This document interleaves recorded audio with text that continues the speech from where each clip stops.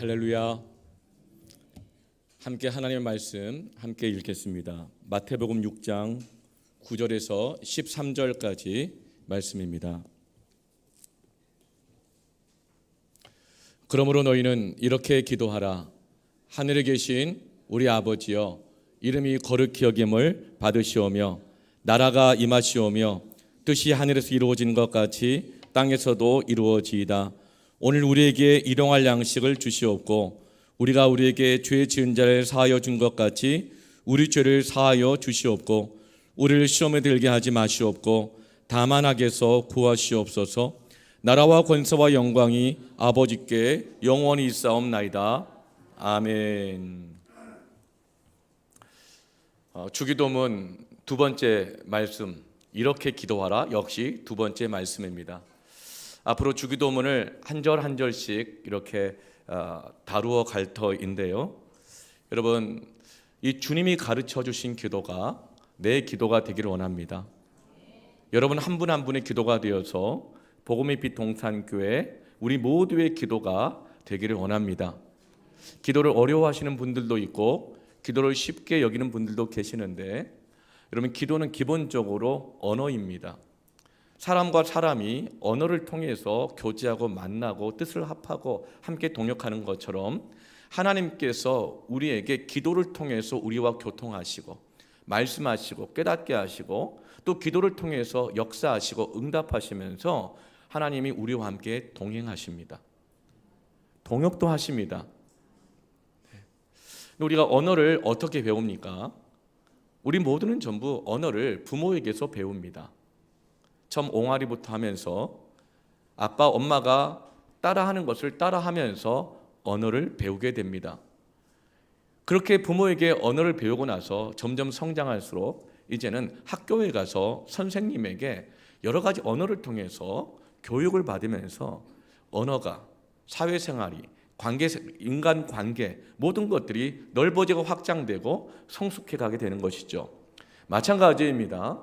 우리가 이 하나님과 나 사이를 연결해 주는, 또 신앙생활을 성장해 나가게 하는 이 언어인 기도, 여러분 기도를 배우시기를 바랍니다.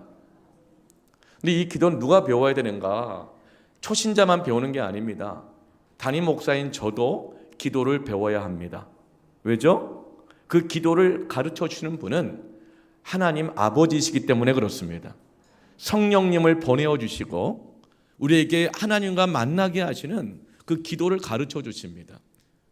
그런데 우리가 하나님께서 기도를 가르쳐 주셨는데 워낙 자기 뜻과 방식대로 기도하다 보니까 시간이 점점 흘러가니까 지지난주에 말씀 나눴던 것처럼 종교적인 기도로 모양만 있지만 실제는 기도하고 있지 않은 그런 기도 생활.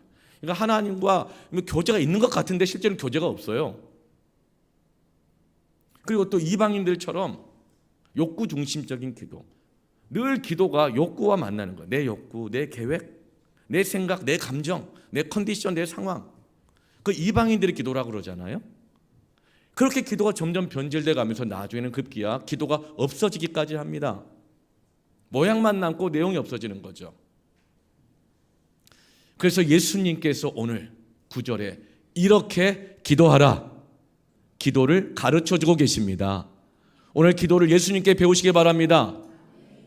여러분, 우리는 어느 부모를 만나는가, 내 배움이 어느 정도인가 따라서 우리는 말을 배우는데요, 목사라 할지라도 예수님이 가르쳐준 기도를 배워야 합니다.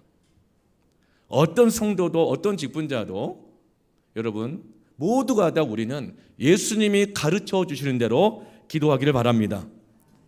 너희는 이렇게 기도하라고 기도를 가르쳐 주시는 것은, 기도는 내가 하고 싶은 대로 하는 것이 아니라는 것입니다. 기도는 내 계획을 가지고만 기도하는 것이 아니고, 물론 그 안에 그게 다 포함되지만 기도는 내가 하고 싶은 대로 하는 게 아니라, 내 마음대로 하는 게 아니라 예수님이 가르쳐 주시는 대로 해야 한다는 것입니다. 목사도 예수님이 가르쳐 주시는 대로 기도를 배우고 그 기도를 해야 합니다. 마가복음 11장 17절에 예수님이 또 가르쳐 주시는 게 있어요. 이에 가르쳐 이르시되 기록된 바 내 집은 만민이 기도하는 집이라 칭함을 받으리라고 하지 아니하였느냐. 예수님께서 성전을 또 지금 신약시대 이 교회를 무엇이라고 말씀하십니까? 기도하는 집이다. 여러분, 복음의 빛 동산교회는 누구 겁니까? 개척해진가 담임 목사 겁니까? 아니죠. 혹시 여러분 그래도 내가 이 집의 지분은 몇 개 갖고 있다 이렇게 생각하십니까? 복음의 빛 동산교회 교회의 주인은 주님 한 분이십니다. 예수님이십니다. 여러분, 그러므로 우리 전세 든 거 아닙니까? 이 땅 살아가는 동안 잠시 살다 가는 거잖아요. 잘 쓰고 가는 거잖아요. 여러분, 집주인 말을 잘 들어야 됩니다. 주인 허락 없이 내 마음대로 그 집을 이렇게 바꾸고 저렇게 바꾸고 남한테 팔아 넘긴다. 이렇게 되면 어떻게 돼요? 강도라고 부르는 거잖아요. 주님이 가르치셨습니다. 교회는 만민이 기도하는 집이라 칭함을 받아야 한다. 주님은 교회가 기도하는 곳이라고 가르쳐 주셨습니다. 교회의 존재 목적은 기도하는 것입니다. 기도를 통해서 하나님과 만나고, 기도를 통해서 하나님 뜻을 깨닫고, 기도를 통해서 하나님과 동역하여 하늘의 뜻이 이 땅에 이루어지도록 부름받은 것이 교회입니다. 그런데 여러분, 마지막 때 교회의 특징이 어떻게 되는가? 그 특징 중에 하나가 뭐냐면, 다 교회를 다니지만 자기 계획, 자기 욕구, 자기 기분, 자기 감정, 자기 생각대로 다닌다는 거예요. 디모데 후서 3장 1절부터 5절까지 이 말씀은 불신자들에게, 교회 안 다니는 사람들에게 말하는 것이 아니라, 이 디모데가 누구예요? 바울이 후임으로 파송한 에베소 교회 담임 목사거든요. 바울이 디모데에게 이 에베소 교회 성도들을 이렇게 설교해라, 이렇게 가르치라고 서신 편지를 써준 게 디모데 후서입니다. 그 내용이 뭐예요? 너는 이것을 알라. 말세에 고통하는 때가 이르러, 말세에 고통이 많아지는데 그 고통의 이유가 뭔지를 알아야 된다. 그 이유는 뭐냐? 돈이 없어서가 아니다, 건강이 없어서가 아니다. 사람들이 다 자기를 사랑하기 때문에, 자기 사랑하는 게 모든 이유라는 거예요. 그래서 고통이 찾아온대요. 돈을 사랑하는 거기 때문에, 그리고 자랑하기 때문에. 전부 자기가 기준이에요. 자기가 기준이니까 자꾸 자랑하게 된다는 거예요. 자기가 기준이니까 자기를 사랑하고 이 돈을 사랑하게 된다는 거예요. 자기가 기준이니까 그 선 아래에 있는 사람은 다 알로 보고 막 가르치려고 들고, 그거밖에 못해? 그거밖에 몰라? 그러고 교만해진다는 거예요. 자기가 기준이니까 자기 기준에 조금만 안 맞으면 이리저리 다니면서 비방을 한다는 거예요. 자기가 기준이니까 부모를 거역한다는 거예요. 부모에게 순종을 할 줄을 몰라요. 자식들도 머리 굵고 커지고 부모가 의존할 때가 되면 자기가 기준이니까 부모를 거역하게 되는 거예요. 자기가 기준이니까 내가 이거 받을만 하지 뭐, 왜 나한테 이거밖에 안 해줘? 감사하지 않아요. 거룩하지 않게 되는 것입니다. 그러다 보니 3절에 무정하게 돼요. 자기가 기준이니까 저 사람을 사랑할 만하지 못해, 저러니까 저 사람 이렇게 대해야 돼. 무정해져요. 마음이 막 식어져요. 자기가 기준이니까. 그래서 막 늘 원통하다 그래요. 자기가 기준이니까. 그리고 원통함을 풀려고 하지 않아. 네가 올 때까지 기다릴 거야. 네가 바뀌기 전에는 내가 절대 안 풀어. 자기가 기준이니까. 그래서 모함해요. 절제하지 못해요. 말하고야 말아요. 그 사람의 분노하고야 말아요. 그러면서 사나워져요. 그리고 선한 것을 좋아하지 않게 돼요. 4절에 배신하게 돼요. 막 조급해져요. 자만해요. 쾌락을 사랑하기를 하나님 사랑하는 것보다 더하다. 이것이 바로 말세의 사람들의 특징인데, 그게 누구다? 디모데가 지금 섬기고 있는 에베소 교회 성도들에게 지금 하는 말씀이에요. 5절에 그 모습을 총칭하여 뭐라고 하느냐면, 경건의 모양은 있으나 경건의 능력은 부인하는 자니, 이 같은 자들에게서 내가 돌아서야 된다. 경건의 모양과 반대말이 경건의 능력입니다. 경건의 모양은 있습니다. 예배 다닙니다. 기도하는 모습도 있습니다. 기도하는 자리에 가 있죠. 기도도 잘합니다. 천사의 방언과 정말 기도를 잘해요. 신령해 보여요. 그런데 경건의 능력은 없다가 아니라 뭐예요? 경건의 능력은 부인한대요. 예배 자리는 있어요. 기도하는 것도 있어요. 그런데 경건의 모양만 쫓아요. 기도의 모양, 기도의 스타일. 여러분, 기도는 여러 가지 기도가 있죠. 통성 기도도 있고 합심 기도도 있고 대화식 기도도 있고 그리고 폭탄 기도도 있고. 폭탄 기도는 뭐예요? 어떤 사람에게는 작은 사랑 갖고는 안 돼. 작은 기도 갖고 안 돼. 그러니까 나 혼자 말고 여럿이서 모여가지고 그냥 기도의 영적 집속탄을 막 쏟아붓는 거예요. 그래서 그 사람은 그냥 축복으로 그 사람 완전히 폭격을 맞아가지고 그 사람 안에 죄악과 정죄감과 부끄러움과 수치와 두려움과 낙심을 다 없애버리는 게 이런 폭탄 기도입니다. 또 어떤 기도가 있어요? 관상 기도. 이거 굉장히 수준 높은 기도라 그러죠. 근데 여러분, 관상 기도는요, 통성 기도가 안 되는 사람은요, 합심 기도가 안 되는 사람은 관상 기도가 안 돼요. 관계적 기도가 안 되는 사람은요, 나 홀라 하나님을 독대하지 못해요. 그런 기도는요, 마음 수련원이라든가 영성 훈련 단체 가면 많이 있어요. 저도 그거 다 경험해 봤어요. 그럼 관상 기도는 정말 있는 그대로 하나님을 바라봄이에요. 하나님을 바라봄. 네. 여러 가지 기도의 모양이 있습니다. 그런데 그 모양을 계속 추구한다는 거예요. 이게 진짜 기도야. 이게 진짜 깊이 있는 기도야. 모양을 계속 추구해요. 그런데 실제 나의 삶에서는 기도의 능력, 역사하는 거, 실제로 기도하는 거, 그것은 없어요. 예배에 참석해요. 기도회는 참석해요. 대표 기도도 해요. 직분자니까 해요. 특별 새벽 기도 나와요. 그러나 실제로 내 삶에서 기도가 없어요. 이게 바로 경건의 모양은 있으나 경건의 능력은 부인하는 자라는 거예요. 주님이 말씀하십니다. 이런 자들에게서 돌아서라. 교회는 만민이 기도하는 집이라고 하나님께서 우리를 부르셨다고 가르쳐 주십니다. 오늘 여러분, 예수님이 가르쳐 주신 기도를 우리 함께 모두 배웁시다. 네. 여러분, 이런 경건의 능력을 부인한다는 건 뭐냐면 모양은 있지만 역사가 없다는 거예요. 그 사람이 해내는 모든 걸 보면 그 사람 노력, 수고, 열심, 성실함, 관계를 막 맺고 그리고 그 사람 지혜, 지식, 사회적 경험 이런 것들로 된 것은 있는데 실제로는 기도를 통한 돌파, 기도를 통한 무정함이 사랑으로 바뀌고 기도를 통한 자유함, 기도를 통한 헌신, 열심, 이것은 없다는 거예요.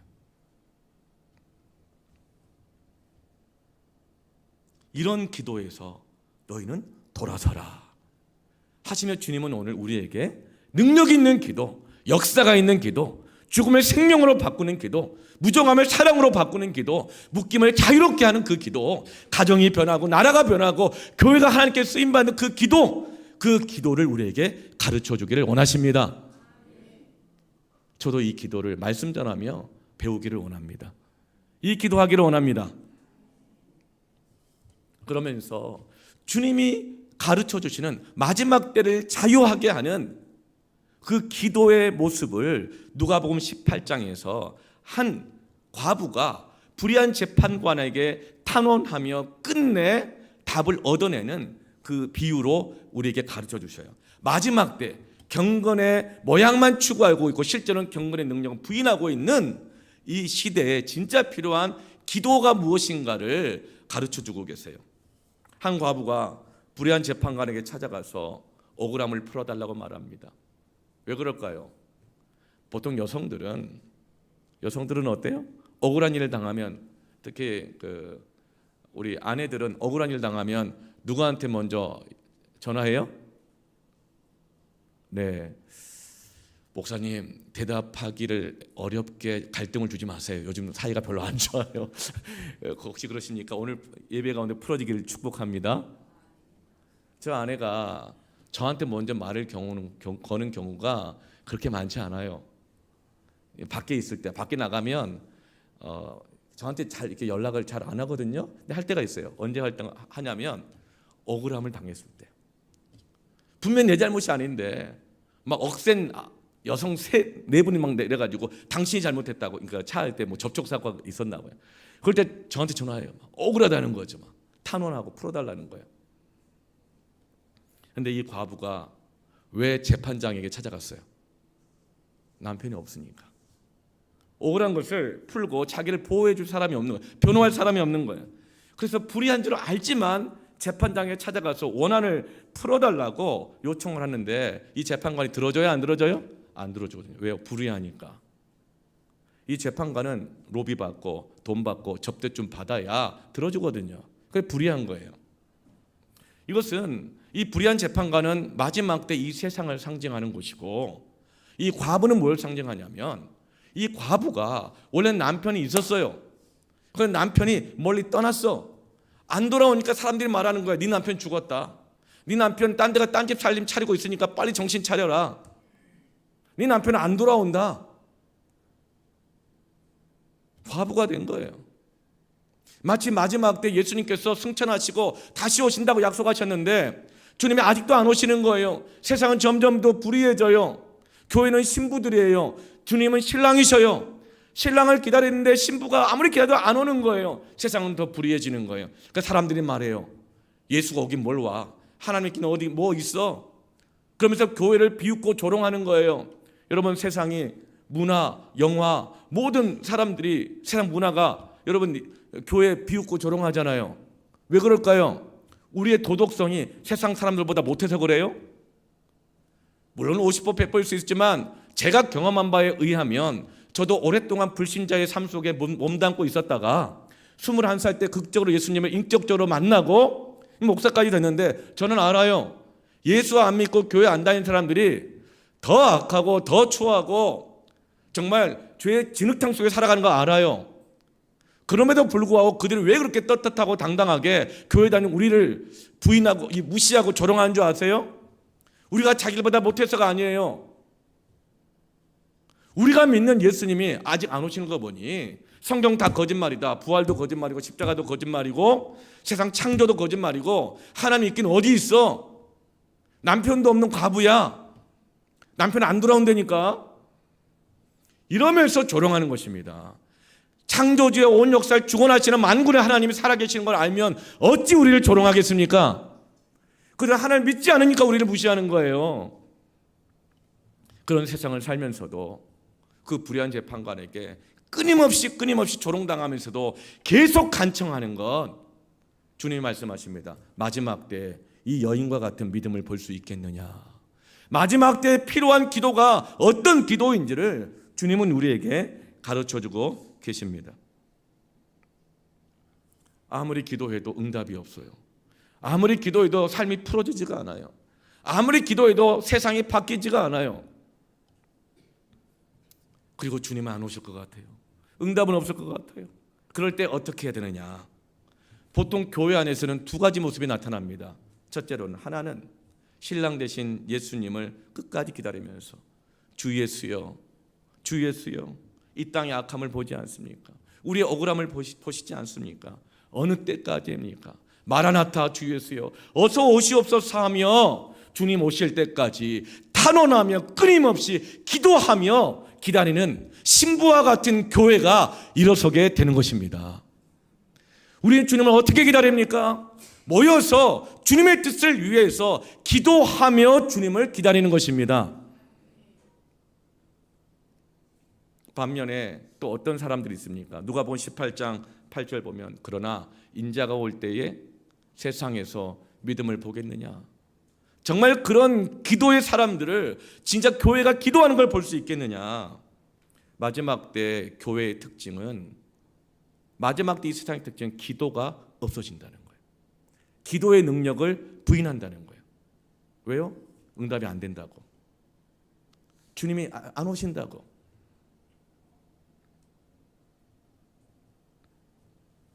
그러면서 마치 이 세상이 다인 것처럼 이방인들과 똑같이 살아간다는 거예요. 마지막 때의 특징, 인자가 올 때의 특징은 기도가 사라지는 것입니다.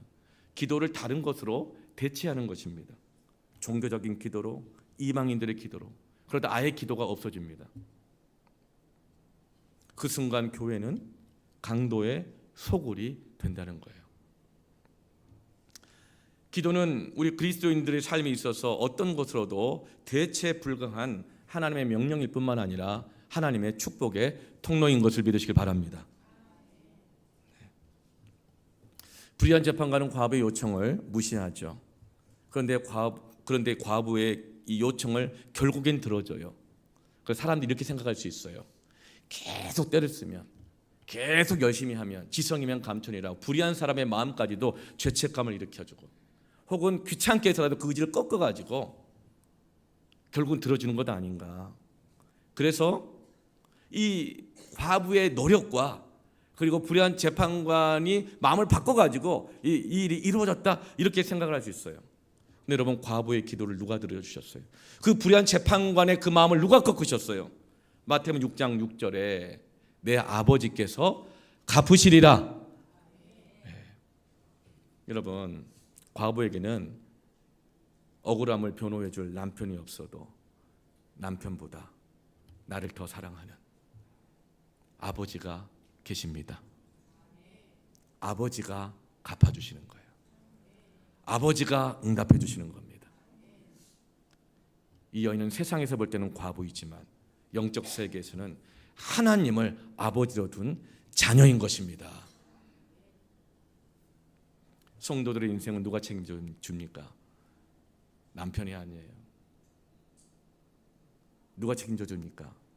하늘에 계신 우리 아버지가 책임져 주십니다. 교회는 누가 책임지십니까?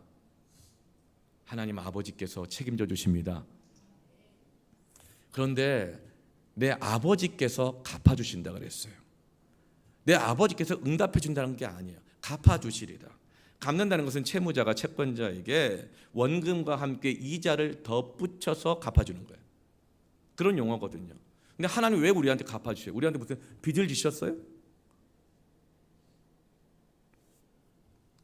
하나님께서 왜 갚아주신다는 표현을 쓰시냐면, 기도라고 하는 것은 나의 필요를 내려놓고 하나님의 필요를 먼저 채우는 거예요. 기도는, 예수님이 가르쳐준 기도는 이 나의 일을 내려놓고 하나님의 일을 먼저 하는 거예요. 그래서 하나님께서 빚진 자의 마음을 가지신다는 거예요. 내 일이 아니라 하나님 일을 먼저 하니까 하나님이 그 빚을 갚아주신다는 거예요. 여러분, 우리가 하나님 앞에 회개할 때에 어떻게 해요? 십자가로 원금을 갚아주십니다. 채무를, 죄의 짐을, 원죄를 갚아주시는 거예요. 근데 우리가 기도할 때 우리의 원죄를 갚아주시고 용서해 주시고 천국 소망을 줄 뿐만 아니라 모든 것을 더해 주십니다. 그러니까 이방인들과 같이 무엇을 먹을까 마실까 입을까 너희 필요를 내려놓고 하나님을 신뢰해. 원금뿐만 아니라 이자까지 더해 주시는 하나님이십니다. 여러분, 이 아버지와 자녀의 관계가 그래요. 원래 부모는요, 자녀들에게 기르고 모든 걸 주는 존재로 이 땅에 존재하는 거예요. 그게 하나님의 섭리예요. 자녀가 부모를 기르지 않습니다. 부모가 자녀를 기릅니다. 근데 여러분, 그래서 자녀들이 뭔가 부모의 생일 때 뭐 챙기고 이제 컸다고 있잖아요. 그렇죠? 뭐 이렇게 그 식사도 사드리고 용돈도 드리고 그러면은 여러분 어때요? 부모들 마음이? 네가 이제 네 할도리를 이제 하는 걸 이제 철이 들었네. 막 당연하게 받아들여요? 그런 마음 가지신 분은 빨리 회개하시고, 대부분 그러지 않아요. 빚진 마음 가져요. 부모의 마음은 내가 더 못해준 게 미안한데 이렇게까지 커서 나에게 하는 걸 보니 빚진 자의 마음을 갖는 게 부모예요. 그래서 뭔가 막 더해주고 싶은 거예요. 그래서 여러분, 자녀들은 부모가 무조건 주어서 기르게 돼 있습니다. 그래서 자녀들이 뭔가를 해드리면 감사한 일인 거고, 아무것도 안 해줘도 어때요? 그게 정상이다. 그런데 자녀가 안 해도 되는데 부모에게 하니 빚진 자의 마음을 가지면서 더해주고 싶은 거예요. 그것이 바로 아버지께서 갚아주시리라. 또 갚아주신다는 의미 안에는 구원의 의미가 있어요. 대속하신다는 거. 대속은 뭐죠? 대신 값을 치러서 죄를, 책임을 속량해 준다. 대신 갚아준다 이 뜻입니다. 대속이라고 한다는 것은 내가 감당할 수 없는 빚을 아버지가 그 빚을 대신 갚아주시는 거예요. 내가 결코 대신 이 감당할 수 없는 죄의 빚을 십자가로 하나님께서 대신 속량해 주신 것입니다. 이것이 바로 하나님의 은혜입니다. 여러분, 그런데 내 능력으로 모든 것을 다 감당할 수 있는 분은 기도하지 않아도 돼요. 내 의지로, 내 도덕심으로, 내 인격으로 이 죄 문제 감당할 수 있고, 죄 끊을 수 있고, 이길 수 있고, 그런 분은 기도하지 않아도 됩니다. 그러나 그렇지 않잖아요. 저를 포함해서. 그래서 목사든 성도든 누구든지 간에 이렇게 기도하라. 주님이 가르치신 기도를 배우고 주님이 가르쳐준 기도를 해야 하는 것입니다. 어떻게 갚아주신가? 마태복음 6장 33절, 먼저 그의 나라와 그의 일을 구하라. 먼저 하나님의 필요, 먼저 하나님의 일을 감당해 보아라. 그리하면 이 모든 것을 너에게 더하시리라. 더한다는 의미가 뭐예요? 원금 갚아주실 뿐만 아니라, 원죄 갚아주실 뿐만 아니라, 천국 가게 할 뿐만 아니라, 이 땅 살아가는 동안에 너희들에게 필요한 모든 것을 2부이자 3부이자 그냥 이자를 더하여서 30배, 60배, 100배로 더해 줄 거야. 그러니까 이방들처럼 걱정하고 염려하고 욕구 따라, 기분 따라, 감정 따라, 네 고집 따라 경건의 모양만 추구하는 종교적인 기도 그만두고 하나님을 신뢰하고 이렇게 기도하라는 것입니다. 주님이 가르쳐 주는 기도는 하나님의 뜻을, 하나님의 나라가 내 삶에 이루며 살아가는 데 필요한 모든 것, 물권, 인권, 영권, 모든 것을 더하여 주시는 능력의 통로가 되는 것입니다. 기도할 때 하늘의 뜻이 우리 가정에 이루어집니다. 그런 내 뜻과 내 계획만 가지고 기도하면 어린아이 때는요 응답해 주셔요. 어린아이니까. 그런데 이제 장성하여 하나님의 뜻을 이루며 살아가야 될 때는 그 부모가 그 아이의 뜻을 꺾습니다. 기도할 때 내 뜻 가지고 기도하다가 정말 기도하면 내 뜻이 꺾이고 내 뜻보다 더 좋은 하나님의 뜻을 품게 됩니다. 그러면 그 사람을 통해서 하나님의 뜻이 그 가정에, 세상에, 직장에, 어디에서든지 이루어지게 되는 영광스러운 삶을 살게 되는 것입니다. 기도는 하나님께서 이 세상을 창조하시고 주님 오실 때까지, 이 세상을 하나님 나라로 완성하실 때까지 그 경영하시는, 섭리하시는 그 하나님의 섭리에 동참하도록 부름받은 게 교회요. 기도로서 그 뜻을, 섭리를 이루어가게 되는 것입니다. 바로 그 일에 우리를 교회로 콜링하신 거예요. 그래서 교회는 만민이 기도하는 집이다. 근데 교회로 모였는데 다 자기 기도만 하고 있어. 자기 스타일, 뭐 자기 고집대로 막 가르치고. 어떤 기도의 스타일이든지 하나님이 그 교회에 주신 그 뜻을 붙잡고 우선순위에 세워 기도할 때에 모든 것이 성도의 삶에 더해지게 될 줄로 믿습니다. 그러므로 너희는 이렇게 기도하라. 기도를 가르쳐 주시는데 첫 번째로 따라합시다. 기도의 대상을 바라보라. 기도를 가르쳐 주시는데 그 첫 시작이 어떻게 돼요? 하늘에 계신 우리 아버지요. 기도의 대상이 누구인지를 가르쳐 주시는 거예요. 기도의 대상부터 보게 하는 거예요. 우리는 대부분 기도할 때 뭘 봐요? 내 감정 봐요. 아, 오늘 별로 안 땡겨. 그게 기도의 시작이 안 되는 거예요. 예. 또 내 마음이 막 너무 원통해. 그럼 그 내 감정만 바라보는 거예요. 또 내 계획이 있어요. 목적이 있어요. 그럼 그것만 계속 바라보는 거예요. 그러면 아버지의 뜻을 알 수가 없어요. 진짜 기도 가운데 못 들어간다는 거예요. 먼저 하늘에 계신 우리 아버지를 바라보시길 바랍니다. 기도의 대상은 하나님이시다. 그런데 오늘 딱 두 가지만 말씀드릴 거예요. 이 구절, 첫 구절만 다룰 텐데 첫 번째 그 대상을 뭐라고 설명하죠? 하늘에 계신이라고 말합니다. 많은 분들이 기도를 굉장히 막연하게 하시는 분이 있어요. 그냥 막연해요. 그냥 하나님 바라보지 않고 하나님 생각하지 않고 그냥 기도하다 보니까 어때요? 오만 생각이 다 들어와요. 그러니까 이 생각이다, 저 생각했다가 하루 막 한 시간에도 말지 않고 세웠다 무너뜨렸다 계속해요. 이게 뭐죠? 생각을 바라보고 있는 거예요. 관상기도가 뭐예요? 볼 관자에 상자거든요. 하나님을 그냥 바라본다는 거예요. 그런데 하나님을 바라보는데 모양을 추구하는 사람도 왜 하나님 안 보이지? 왜 그럴까요? 자기 마음, 자기 감정, 주변 사람들 그것만 계속 보고 있는 거예요. 그럼 관상기도에 못 들어가요. 여러분 관상기도 뭔지 모르시는데 제가 이렇게 어려운 설명을 해서 죄송합니다. 네. 여러분 관상기도까지 할 수 있기를 축복합니다. 네.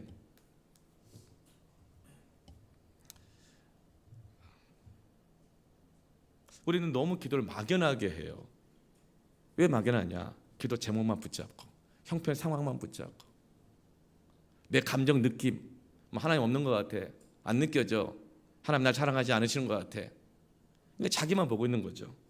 막연해져요. 기도가 불분명해져요. 막연하니까 기도를 계속 할 수가 없는 거죠. 또 어떤 사람은 기도를 그냥 지극정성하면 되는 줄 알아요. 비나이다 비나이다 비나이다 비나이다. 예. 정성을 다하는 것으로만 생각을 해요. 그래서 7절 말씀에 이방인과 같이 중언부언하지 말라고 그랬어요. 말을 많이 해야 들으실 줄 생각하느니라.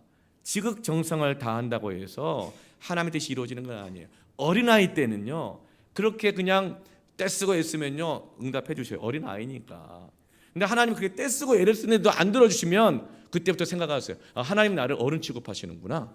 너 이제 어른 노릇하라 그러는 거구나. 너 이제 봉사하라는 거구나. 직분자 하라는 거구나. 누구를 섬기고 헌신하고 가르치라고 하는 거구나.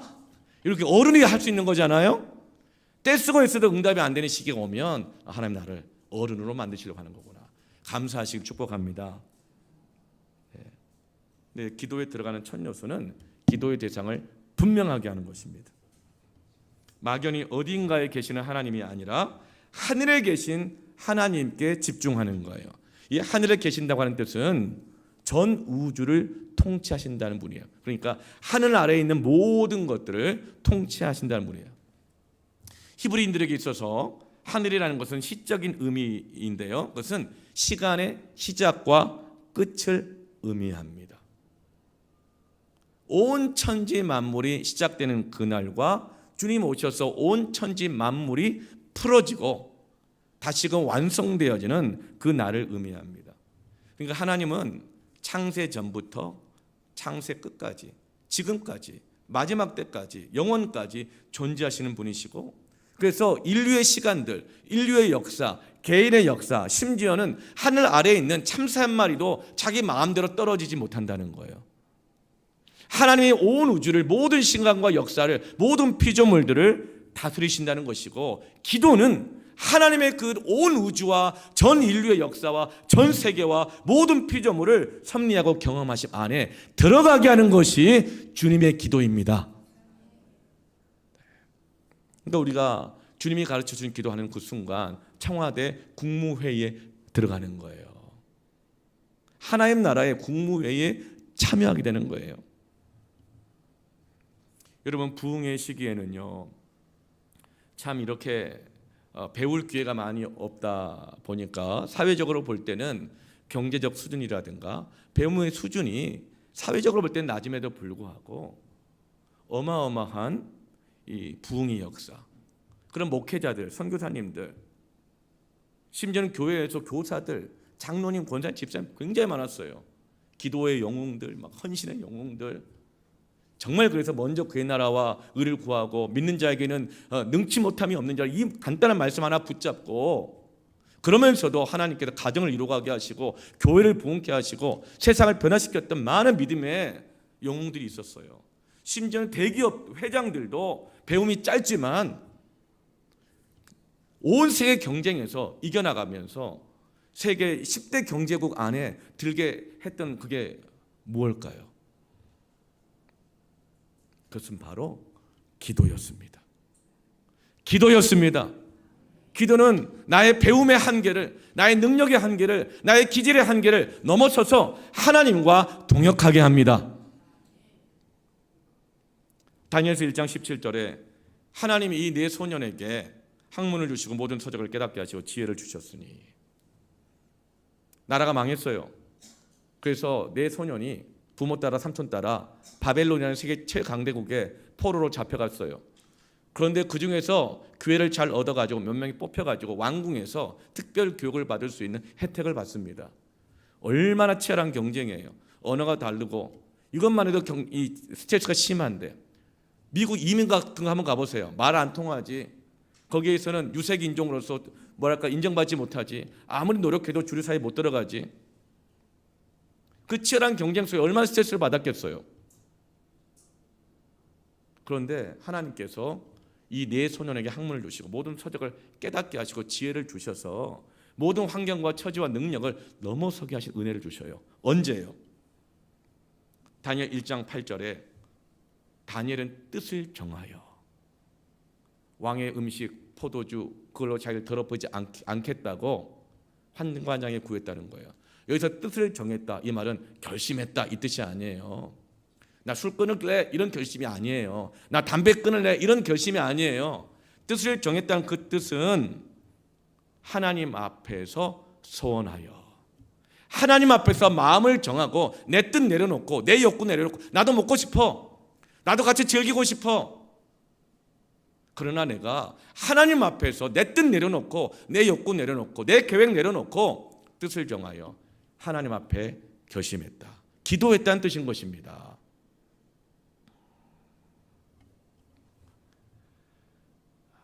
하늘에 계신 우리 아버지, 이것은 만물을 붙들고 계시고 우주를 경영하고 계시는 하나님 앞에서 다니엘과 세 친구들이 다니엘 패밀리가 함께 하나님 앞에서 소원하며 기도했다는 거예요. 뜻을 정했다는 거예요. 누군들 그 상황 가서 같이 어울리면서 어떻게 경쟁을 좀 이겨보고 편안하게 살고 싶지 않았던 사람 누가 있겠어요? 그러나 그것보다도 우리는 하나님 앞에서 하나님의 뜻을 구하기로 이 다니엘 패밀리가 다 결정을 한 거예요.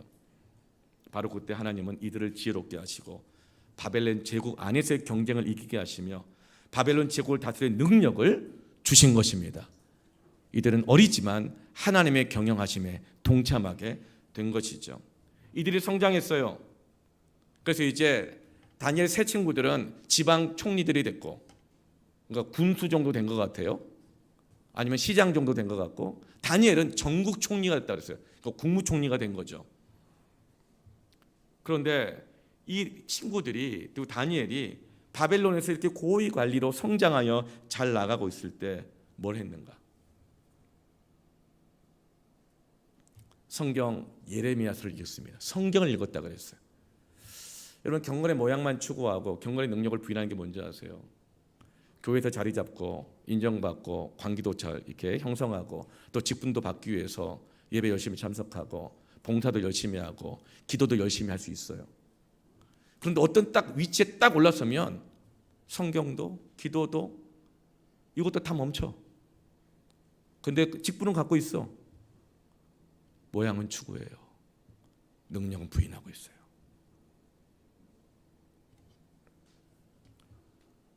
어떤 학교에 막 가고 싶어. 그러면 자녀를 그 대학에 막 보내고 싶어. 자녀가 그 직장에 취직해야 돼. 뭐 군대 갔는데 건강하게 돌아와야 돼. 그럼 부모님이 막 열심히 기도합니다. 그런데 딱 들어가면 본인도 기도 안 하고 자식도 기도 안 하고 경건의 모양만 있는 거예요. 제가 그걸 좀 회개했어요. 우리 큰애가 군대 가 있을 동안에 얼마나 열심히 기도했는지 몰라요. 그 훈련 그날 무슨 훈련이 있으면 주여 오늘 해상 훈련이 있답니다. 물에 빠지지 않게 하시고, 제가 태어날 때도 물에서 태어났는데 물에서 태어났거든요 제가. 그런데 물에 빠지지 않게 하시고 뭐 온갖 기도를 다 했는데 딱 제대하고 건강하게 돌아오고 나니까 기도가 안 되더라고요. 기도 필요가 안 느껴지더라고. 어느 순간 하나님이 딱 때리시더라고요. 야 너야말로 돌아서 이 모양만 추구하고 말이야 성도들 앞에서 기도 열심히 한 척은 다 하고 말이야 네가 정작 너에게 맡긴 네 아들을 위해서 기도 안 해? 네. 회개하게 되었어요. 네. 여러분 돌아서십시다. 네. 그런데 총리가 돼서도 이들은 성경을 읽다가 예레미야가 말한 하나님의 섭리의 연수를 깨달았다 했어요. 지금 네가 국무총리가 되고 네 친구들이 이 지방 관리들이 된 이유가 뭔지 아냐? 이제 포로로 된 이스라엘 백성들이 돌아가서 무너진 성전을 다시금 재건하고 일으켜 솟아나게 할 때가 얼마 남지 않았어. 너희들이 여기서 국무총리 된 이유가 뭔지 알아? 이스라엘 백성이 포로로 돌아가서 성전 재건하고 건축할 수 있도록 필요한 모든 행정적이고 물질적인 제도적인 제반을 준비하도록 하기 위해서 너희도 그거 선 거야. 깨닫게 하셨다는 거야. 할렐루야. 우리 교회로 부르시는 하나님의 뜻을 깨닫기를 바랍니다. 이 마지막 때를 분별하기를 바랍니다. 우리가 지금 뭘 해야 될지를 깨닫기를 바랍니다. 그러면서 다니엘 9장 3절에 이들이 뭐해요? 내가 금식하며 베옷을 입고 죄를 덮어쓰고 주 하나님께 뭐래요? 기도하며 간구하기를 또 결심하는 것입니다. 어떻게 올라온 자리인데, 그러나 나의 욕구와 나의 뜻을 내려놓고 금식해요. 어떻게 입은 옷인데 베옷을 입어요. 어떻게 올라온 자리인데 죄를 뒤집어 써요. 죄를 뒤집어 쓴다는 건 뭐죠? 베옷을 입고 죄를 뒤집어 쓴다는 것은 이 죄가 나 때문이다. 예루살렘 성전 무너지고 나라 망한 건 나 때문이다. 이렇게 인정하는 거예요. 그게 뭐죠? 대속이에요. 대신 내가 갚는다는 거예요. 지금까지는 나라 망한 걸 부모 탓, 왕 탓, 지도자 탓 늘 했어요. 그런데 하나님 뜻을 깨닫자. 그 죄를 누군가는 갚아야 되는데, 대신 그 결렬된 틈 안으로 들어가야 되는데, 주님 내 책임으로 알고 더 이상 남을 비판하고 누구 탓으로 돌리고 하는 것이 아니라 내가 대속하겠습니다. 그 기도로 나아가는 것이죠. 그러면서 다니엘의 이 기도를 통하여서 이스라엘 백성들이 예루살렘으로 돌아갈 모든 제반, 행정, 정치, 제도, 모든 준비들이 되어가는 것이죠. 여러분, 기도로 하나님의 경영에, 하늘의 뜻에 동참하시길 축원합니다. 하나님께서는 한 영혼을 통하여 기도하게 하심으로 또 다른 영혼들에게 영향력을 주시고 같이 기도하게 하시면 심지어는 교회로 모이게 하시는 그 이유가 무엇이죠? 하나님은 한 사람 한 사람을 구원하시고 한 사람 한 사람을 통해 일을 하기 시작하셨지만 교회로 부르셔서 하나님이 온 세상을 경영하시기로 작정하셨습니다. 한 개인이 아니라고요. 여러분, 그래서 우리는 먼저 하나님과의 관계를 분명하게 하기를 축원합니다. 먼저 하나님을 바라보기를 축원합니다. 그만 딴 거 바라보시고 하나님을 먼저 바라보십시다. 그래야 주님이 가르쳐주는 기도할 수 있습니다. 먼저 그의 나라 의를 바라보아야 주님이 가르치는 기도할 수 있습니다. 두 번째로 따라합시다. 우리로 기도하라. 9절 이제 이 9절에 하늘에 계신 그다음 뭐라고 부르죠? 아버지를 우리 아버지로 불러요. 그런데 이 부를 때만 우리 아버지라고 부르는 것이 아니라 11절에도 오늘 우리에게 일용할 양식을 주시옵고 12절에 우리가 우리에게 죄 지은 자를 사하여 준 것 같이 우리 죄를 사하여 주옵시고 13절에도 우리를 시험에 들게 하지 마옵시고 다 우리로 기도하라고 가르쳐 주십니다. 여러분, 왜 그럴까요? 우리가 하나님을 바라볼 때요, 하나님은 한 분이시지만 우리로 존재하십니다. 하나님은 한 분이시지만 삼위가 일체이신 하나님이시죠. 성부, 성자, 성령의 하나님이시죠. 근데 그 하나님이 한 분으로 존재하신다는 것은 삼위의 하나님이 공동체로 우리로 존재하시는 분이 하나님의 존재 방식입니다. 우리이신 하나님이 그래서 사람을 창조하실 때도 남자가 독초하는 것이 좋지 아니하느니 혼자 있는 게 좋지 않으니 아내를 만들고 함께 붙여주시고 생육하고 번성하라 하여 가정으로 우리를 우리로 창조하셨습니다. 하나님의 형상을 따라 삼위일체이신 하나님의 형상을 따라 사람을 지으셨습니다. 그래 하나님은 어떻게 존재하시죠? 관계로 존재하십니다. 하나님은 공동체로 존재하시고 공동체 안에만 존재하십니다. 하나님은 각 사람 내 안에 임하시는데 각 사람이 성령 안에서 교회로 이루실 때 그 안에 어린아이로서는 도저히 이룰 수 없는 이 세상을 변화시키는 능력의 하나님으로 통치하시는 하나님으로 임재하시는 것입니다. 이 어마어마한 비밀이 우리의 기도 안에 있어요. 근데 많은 경우 사람들이 신앙생활을 1대1로 생각해요. 1대1로만 생각한다고요. 그래, 내가 은혜가 되냐 안 되냐, 나한테 맞냐 안 맞냐. 어떤 분이 이러더라고요. 사람한테 다 맞는 교회가 따로 있대요. 성경에 어디 그런 말이 있어요. 자기를 죽이고 사랑하고 용납하고 하나가 된 걸 힘써 지키라고 그랬지. 성경 어디에 자기에 맞는 교회가 어디 있어요. 내 배로 낳은 자식도 나하고 다른데, 한 입을 덮고 자는 부부도 그게 다른데, 처음에 정말 같고 공감되고 좋고 맞는 줄 알았더니 좀 사귀어보니까 너무 달라서 진짜 로또같이 진짜 안 맞아도 그렇게 안 맞은 게 다인데, 나한테 맞는 교회가 어디 있어요. 본질상 우리는 다 죄의 자녀들이고 진노의 자녀들이기 때문에 안 맞아요. 왜 그럴까요? 다 자기가 중심의 기준이니까 그런 거예요. 귀 있는 자는 성령이 하시는 말씀을 듣기를 축복합니다. 하나님의 이 어마어마한 응답의 역사, 경영의 역사는 이 우리 기도 안에 있는 것입니다. 그래서 주님은 기도를 가르칠 때 자기 기도, 내 기도 그만하고 우리 기도하여라. 어린아이들은 개인 기도 다 들어주시지만 이제 너희는 온 세계를 경영할 자들로, 나의 제자로 교회로 부름받은 거야. 그래서 이제 이 제자들에게 산상수훈에서 제자 훈련하시면서 기도를 가르쳐 주셔요. 마태복음 18장 18절부터 20절 말씀에 진실로 너희에게 이르노니, 너가 아니에요, 너희 제자들 공동체에게 이르노니 무엇이든지 너희가 땅에서 매면 하늘에서 매일 것이요 무엇이든지 땅에서 풀면 하늘에서도 풀리리라. 사랑하는 성도 여러분, 매듭 져야 되는데 매듭 져지지 않는 게 있습니까? 막아야 되는데 안 막아지는 게 있어요. 풀려야 되는데 여전히 막혀 있어요. 여러분, 우리 기도하시길 바랍니다. 18장 19절 말씀, 진실로 다시 너희에게 이르노니 너희 중에 두 사람이, 우리가 합심하여, 다른 본문에는 두세 사람이 무엇이든지 구하면 하늘에 계신 내 아버지께서 그들을 위하여 이루게 하시리라. 이것이 바로 주님이 가르쳐 주신 교회의 기도, 우리 기도의 능력입니다. 우리 모두가 다 우리 기도의 능력을 체험하기를 축원합니다.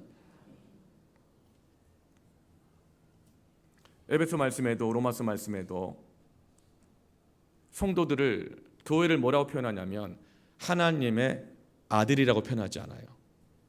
이 세상이 하나님의 아들들이 나타나는 것을 고대하고 기다린다 그래요. 제발 좀 하나님의 아들들이 나타나서 우리의 묶임을 풀어달라. 우리를 좀 자유하게 해달라. 이 고통으로부터 면하게 해달라. 하나님의 아들들이 나타나길 기대한다 그랬어요. 아들이 아니에요. 내가 아니라 우리예요. 교회는 한 개인이 아닙니다. 나는 성전이에요. 하나님이 임하시는 곳이니까. 하나님 어디나 임하시니까 나는 성전이지만 나는 결코 교회가 아닙니다. 네가 교회라는 말은 성경 어디에도 없어요. 에베소 말씀에서도 둘이 하나가 되어 교회를 이루었다 그랬어요. 교회는 우리입니다. 나는 성전이지만 나 한 사람이 교회가 아니라는 거예요. 이러면 교회의 교회됨을 새롭게 깨닫기를 바랍니다. 교회는 한 사람이 아니라 만민이 기도하는 집인 겁니다. 교회는 우리예요. 그래서 하나님의 아들이라고 말하지 않고 하나님의 아들들이라고 말하는 것입니다. 여기서 우리 또 여성분들 서운할 수 있죠. 역시 하나님은 조선시대 사람도 아니고 아들밖에 몰라. 아니에요. 이 아들이라는 것은 구약시대도 그렇고 당시 신약시대도 그렇고, 아들은 아버지가 가지고 있는 모든 상속권, 재산, 모든 고난을 공식적으로 받는 자가 바로 아들입니다.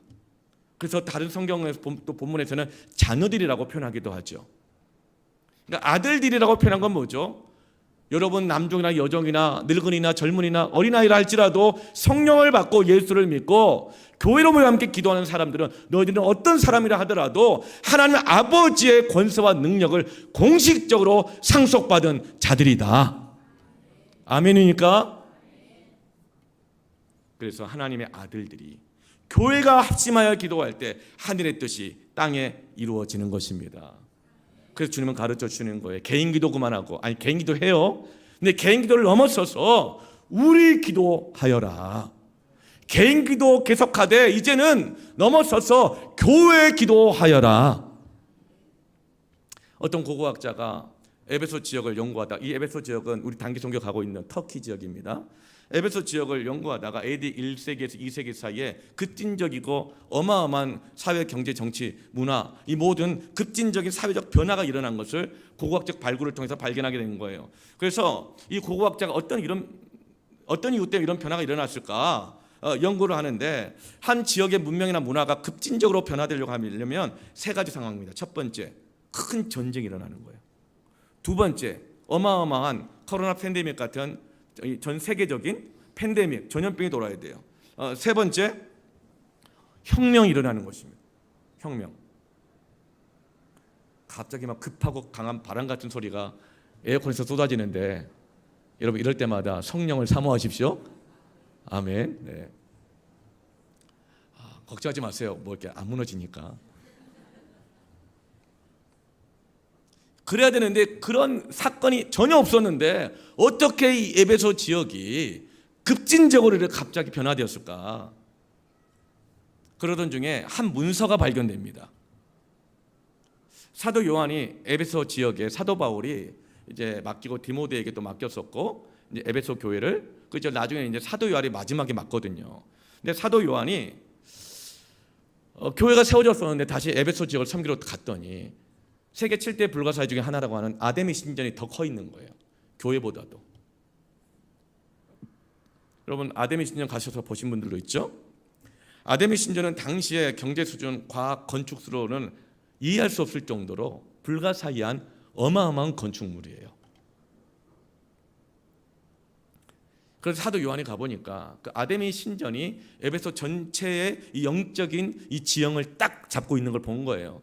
그래서 이 산과 같은 아데미 신전아 이 무너져라 하면서 두 손을 들고 아데미 신전에 들어가서 담대하게 기도한 거예요.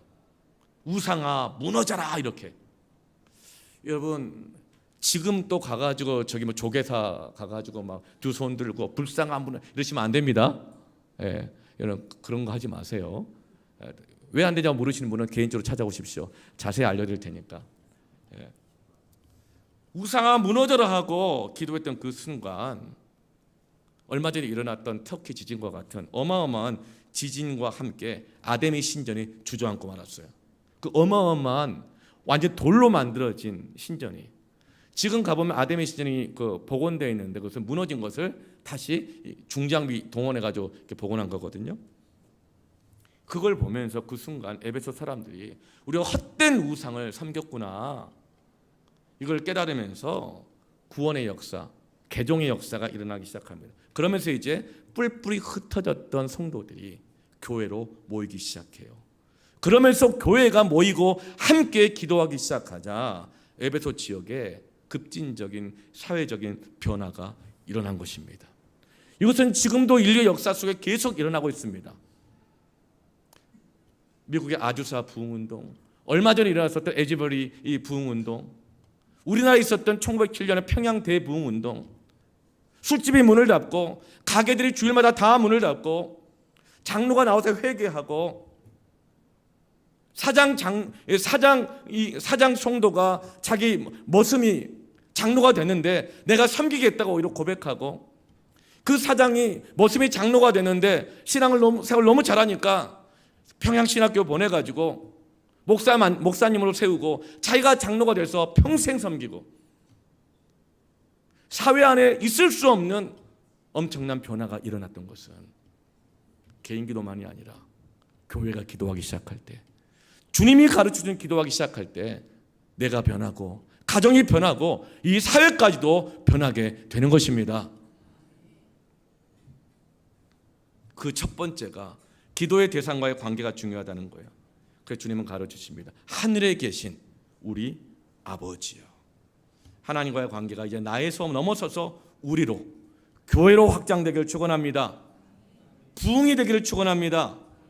나의 기도가 먹는 것, 입는 것, 나의 필요를 넘어서서 하나님의 필요로 넓어지기를 축원합니다.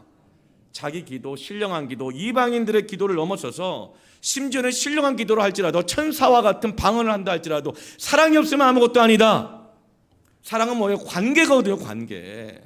천사의 방언이 뭡니까? 관계적인 기도, 서로 중보하며 기도하고 교회를 위해서 기도하는 것 없이 아무리 수려하고 아름다운 말로 방언 같은 신령한 기도한다 할지라도 아무것도 아니야. 허망해져, 공허해져. 그것 때문에 고통이 끊어지지 않는 거야. 거기서부터 돌아서라. 이제 우리는 정말 사랑이 가득한 기도, 하나님이 역사하시는 기도, 생명의 기도하기를 원합니다. 하나님 우리 교회를 이곳에 세우실 때, 우리 한 사람 한 사람을 부르실 때 계획하신 그 뜻이 오늘 이곳 가운데 이루어지기를 원합니다. 이 시간 함께 찬양대 올라오시고 함께 기도하겠습니다.